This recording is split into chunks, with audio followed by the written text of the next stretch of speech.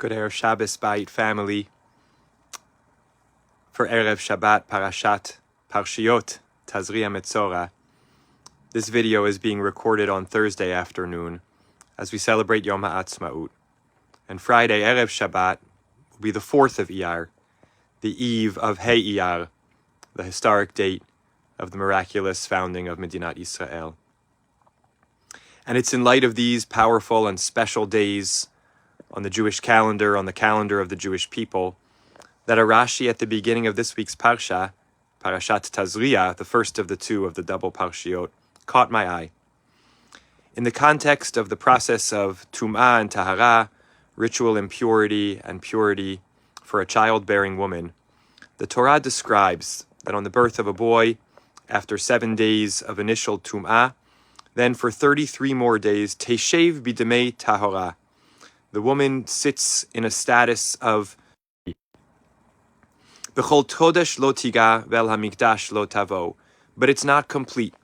She's not able to come in contact with sacred objects or enter the grounds of the Mishkan, of the Beit HaMikdash. And so Rashi comments on that word, Teshev b'demei tahara, that she dwells in this status of relative but not complete purity. Ein teshev, ein yeshiva, ela lashon akava. This language of sitting in, of dwelling in this state of demei tahara, but not being able to come in contact with the holy objects or the holy place, that language of teshev, of sitting, of dwelling, is a language of akava, of being held back, of being prevented. On the face of it, it feels almost paradoxical. Lashevet, to dwell, to sit, is a sense of stability, of being in the place where one wants to be, of being settled. And yet Rashi says, in this case, and Rashi offers a similar comment a handful of other places around the Torah where it uses the word lashevet or teshev or bateshvu, Rashi says it's not actually stable at all. It's a condition of not being able to be where one wants to be. Teshev is kind of being stuck in the status of demei tahara until the woman is able to achieve the completeness of her process of purification and enter sacred grounds and come in contact with sacred objects.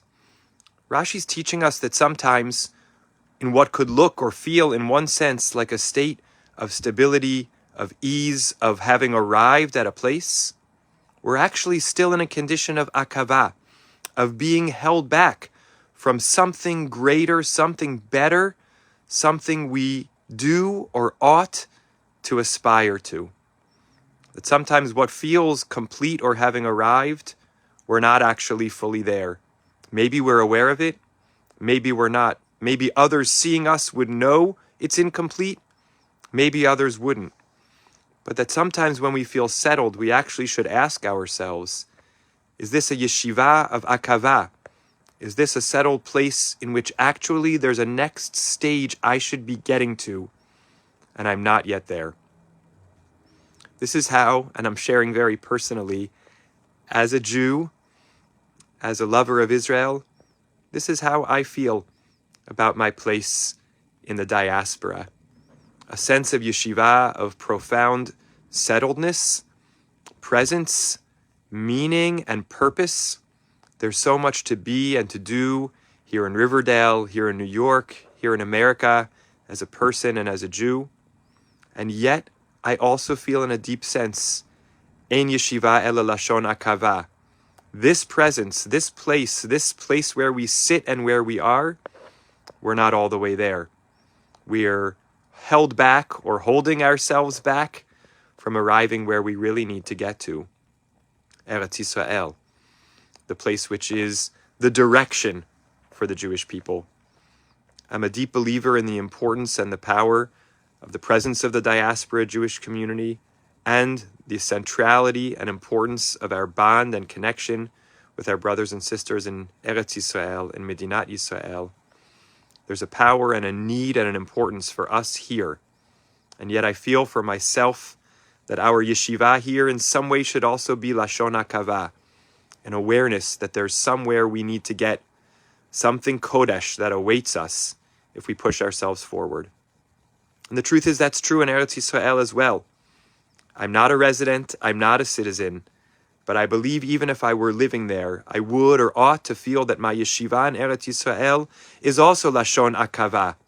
It's also incomplete, because there's growth and progress and a journey forward towards redemption, towards a better Medinat Yisrael, a better Eretz Yisrael, more in keeping with its prophetic vision of justice that we here and we there want to aspire to together.